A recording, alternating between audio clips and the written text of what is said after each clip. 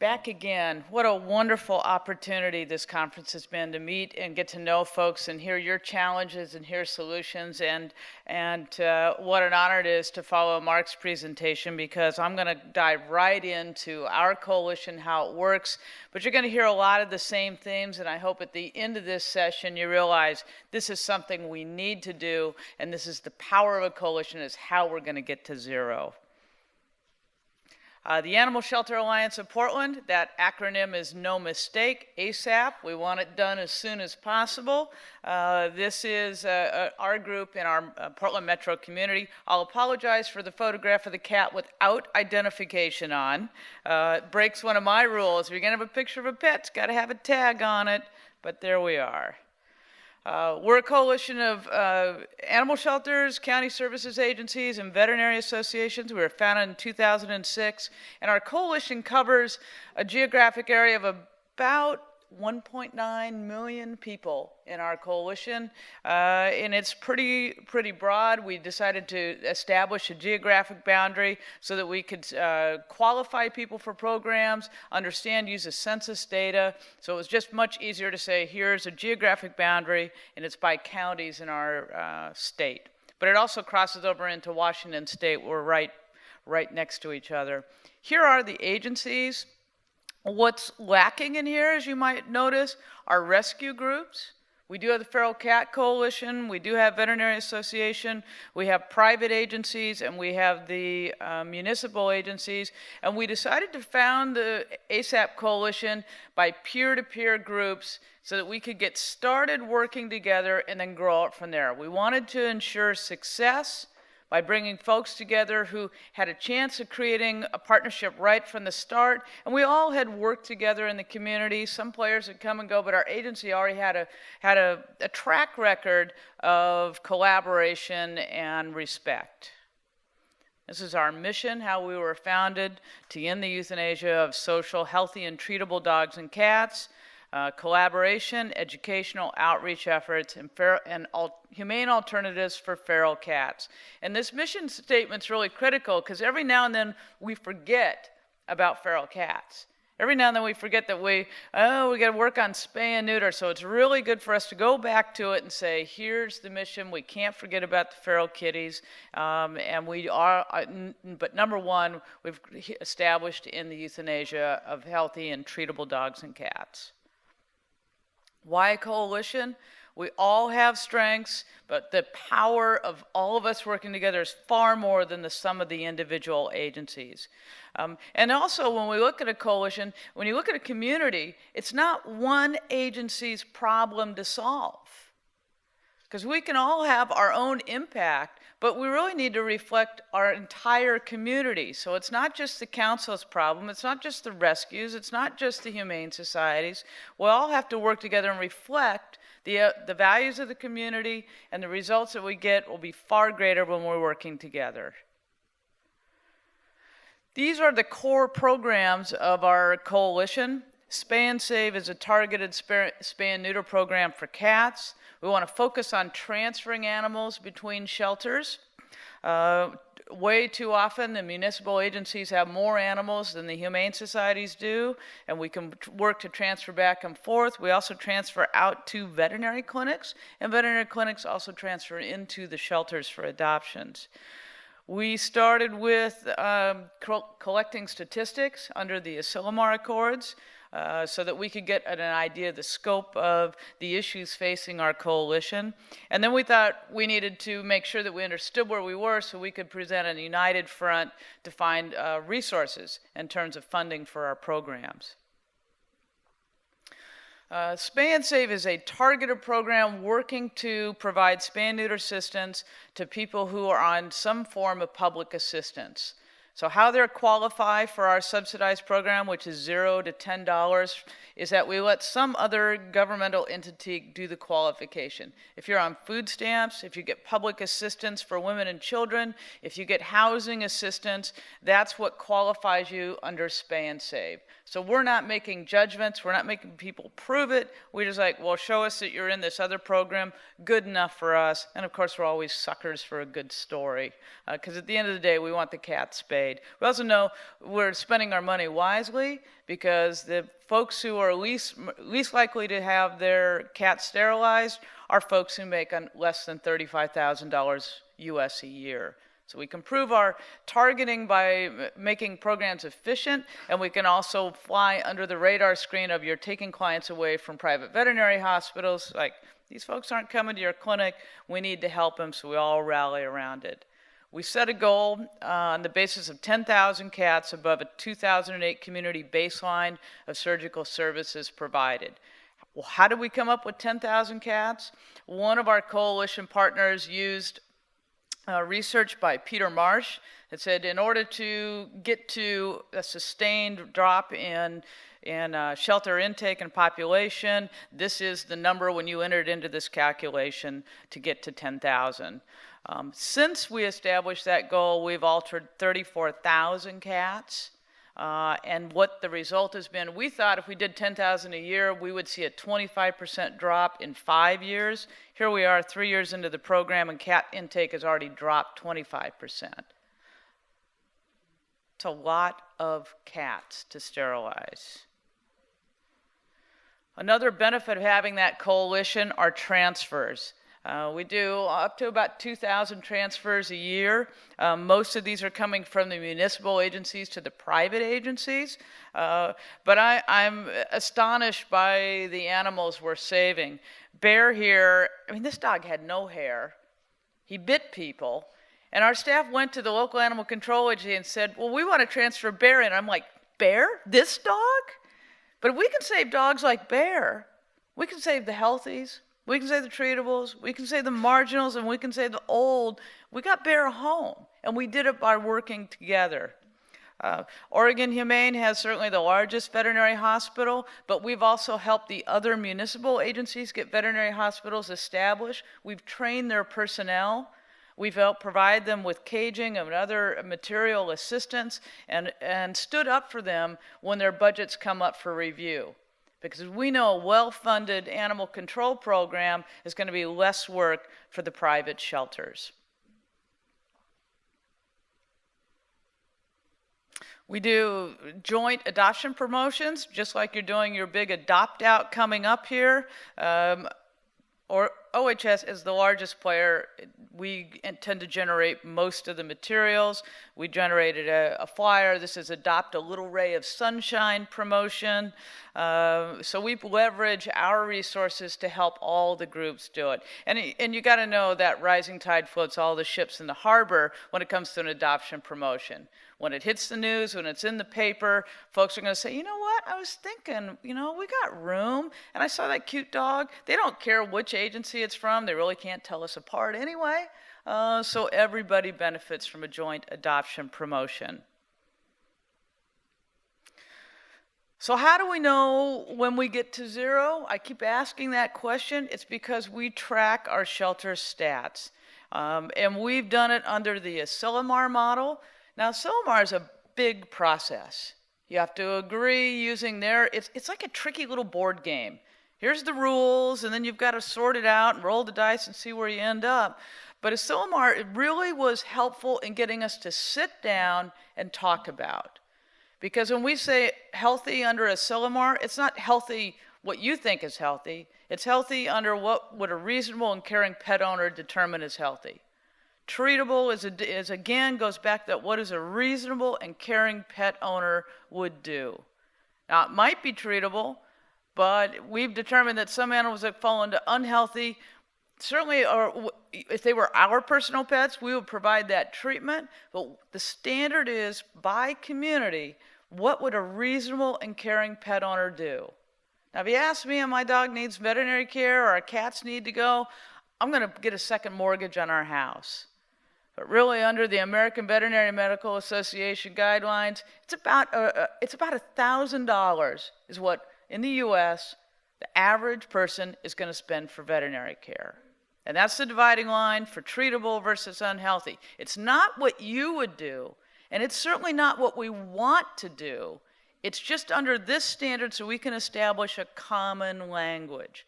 And that Asilomar Accords, it trips us up in so many ways by having to have that discussion. And I'm hopeful that one day everyone will understand it. So we publish that matrix, what makes a pet treatable, what makes them manageable, what makes them unhealthy. It's on our website. You're welcome to go to OregonHumane.org and see what that matrix is for our community. But we all agreed as a coalition what those definitions are. And so if we use the same definitions, we can all start talking in the same language and start solving the same problems. Now we can track that against other organizations and regions. If you go to maddysfund.org, you'll see there's a cool little locator where you can look up either individual agencies and coalitions and see where you stack up. Again, that criteria, like for some of the regions in the South, what's the difference between a treatable pet and an unhealthy pet? It's $50. In some communities, it's $500. You know, we've chosen to use the American Veterinary Medical Association's $1,000 as the breaking point. Again, it's not what you would do, because I know you're going to mortgage your home again. I know you're going to sell your car. You're going to sell, you know, things that are dear to you to make money for it, but it's what a reasonable and caring pet owner would do. Talk about that live release rate. When we started, it was 62%. In 2012, by working together, this is the power of the coalition, it's 85%. And we talk about what's important in our coalition, because we can always talk about what Oregon Humane does, but we're just one entity, and we don't reflect the community. And it's really not fair to talk about it from OHS's stats, because Multnomah County Animal Services, you know, they're hovering in the low 70s. We have to look at the coalition's numbers together because it's a community problem. But by working together, we've seen euthanasia drop in our facilities by 65%. 65% drop. Talked about the importance of setting goals. Once we set that goal in 2006, in 2010 we've seen 0 euthanasia of healthy cats and dogs. We started working together, we said we wanted to stop doing it, and these are the results. And what really did it take? Yeah, we had this big aggressive spay and neuter program. It took us working together. It took us meeting every month. We have different tiers. Executives meet, you know, the founding partners meet monthly. We have a life-saving committee, which is our operations teams. We have subset committees that looks at behavior, medical team subset, and they get together and meet. This isn't rocket science. We just had to agree to sit down and talk about how we were going to get to 0. And this is the result. We've seen a dramatic decrease in intake. Now, some shelters transfer in animals from far regions because they are highly desirable, and I'll say Oregon Humane is one of those. Keeps our inventory mix up. It's what our clients want to adopt, but we also recognize that our first and foremost allegiance need to be to our coalition partners. So our intake strategies are to take in animals or to save the animals most at risk. We recognize those are at shelters, so we target our intake from our coalition first, and we say, what have you got? What do you need help with? You don't need any help? Well, guess what? We're going to go to LA on Tuesday, because they've got Pomeranians and Dachshunds and Chihuahuas and anything to spice up our inventory, because they fly out the door, but they bring a lot more clients in with them. Intake from the public also declined because we're talking more about shelters, we're talking more about responsible pet ownership, because those coalition numbers are pretty darn sexy. And they get a lot of media attention. They give us something to hang on to, and everybody wants to be part of success. So when we talk about it, it gets the topic of shelter animals top of mind, and that's how we can get the public to keep their pets and help us rehome them. You know, talked about money. Here's some big funders for us. PetSmart Charities helped us do our seed money for the Spay and Save program. ASPCA gave us a grant to target a census tract, a very small neighborhood, to provide free services for cats and pit bulls. We really saw a great decrease in intake from that area while we sterilized 945 pets. And then a Fund for Second Nature gives us incentives to get people to participate in spay and save. Here's the keys to success. We're talking about community-focused problems and community-focused solutions. And we have a strong no bash, no trash mantra that we all abide by. You know, what I've heard from today, or what I heard from over the week here, is that there's still not a lot of collegiality among shelters and rescues. It certainly isn't the case in the US, and I'm come to find out it's certainly not the case in Australia. And to me, that's astonishing. Why, if you want something from another agency, like their animals, why would you take them on personally? Why would you call them kill shelters?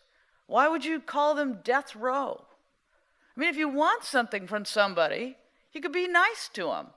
You bring them chocolates, you bring them bright, shiny objects, you say nice things about it, you smile, you say please and thank you. If you want something from someone, rescues, if you want animals from the agencies, play nice. Ask. Don't publicize how evil the people are. Call them kill shelters. Talk about dogs on death row. You know, I've been through animal control agencies across the country. I have never seen a death row. I've never seen a sign that said, here's where it is. These shelters are working hard to save lives. So I'm asking rescues, be nice to the people you want animals from. I'm going to talk to the shelters. If you want to look good, give your animals to the rescues. If you want to say, wow, in the last year we had a dramatic increase in our live release rate because we transferred 545 animals to rescues. Rescues can make you look good. When you look good, you get more money, you get more success, you get more respect. So it's astonishing to me how much we fight as an industry, how we don't get along. When 90% of the time we agree that we got to stop euthanizing animals. We need to agree we need to increase adoptions. We agree we need to do more spay and neuter. We agree we need to do more transfers. But it comes down to that last 5%. And it all falls to the wayside. So I really hope that the result of this conference, as we go out, we reset. All right, can we have lunch? Can I sit down and talk to you? You know, I apologize. I've said some really hurtful things. But can we start a conversation about how we can take animals from you and how we can help you rehome the animals you have? Can the shelters talk to the rescues and say, you know, we haven't been transferring animals to you, but I need to know this. Can you promise me that? Sit down and talk. You know, lunch isn't an expensive thing, but it really gets you talking. And that's what happened in 2006. We weren't at polar opposites. We just were doing our own thing. But numbers had flatlined. Across the board, nothing had really changed in the Portland metro area for a decade. Same number of animals coming in, same number of animals going out. When we started talking, animals decreased intake and output went way up, and we stopped killing animals by 65%. So I really encourage you to have a no bash, no trash. Just adopt it today. Don't say something hurtful about another agency or about the people in that agency. Talk about the problem, not the people. When we look back at that membership, at some point we will incorporate rescues into the group, but we needed to create a strong foundation of peer-to-peer relationships, and that's working. We have ground rules. We're less formal than Mark's group, though I really appreciate strategic planning and order and all that. We're just like, let's just get it done. You know, it's that ASAP. Let's get it done. Representation, we establish voting, we establish decision making. Yeah, money. Because money started coming in, because we started having results.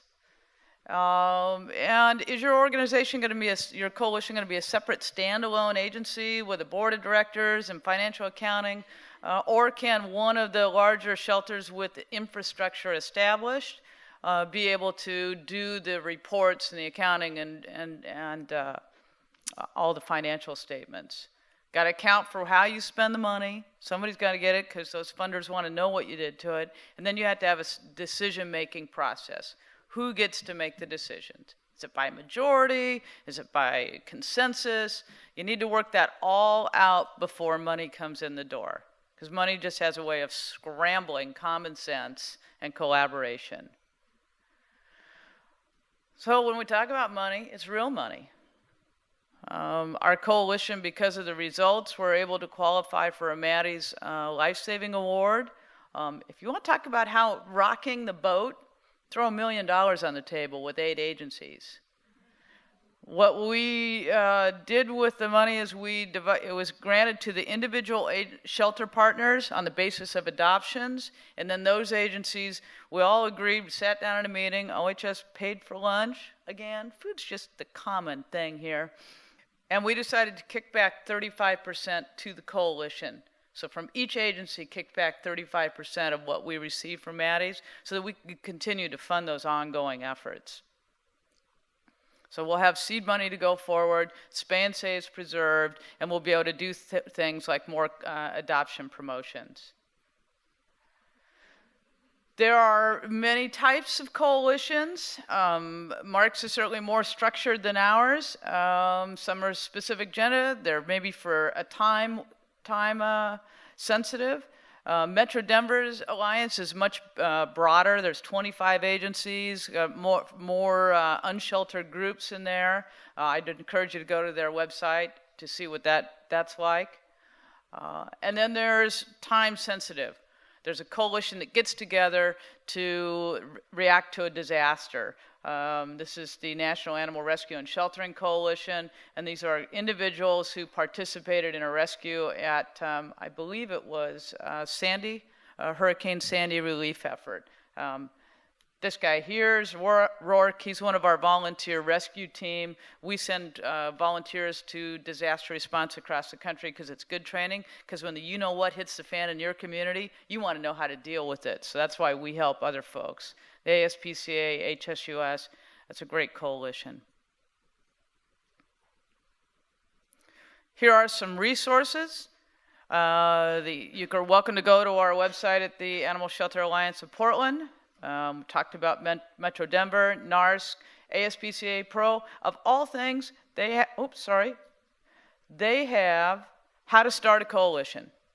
So you listen to it here, you'll get the slides here, but you can go to the ASPCA Pro website, how to start a coalition. And then there's the Asilomar Accords. I got to tell you, Asilomar, it's a big lift.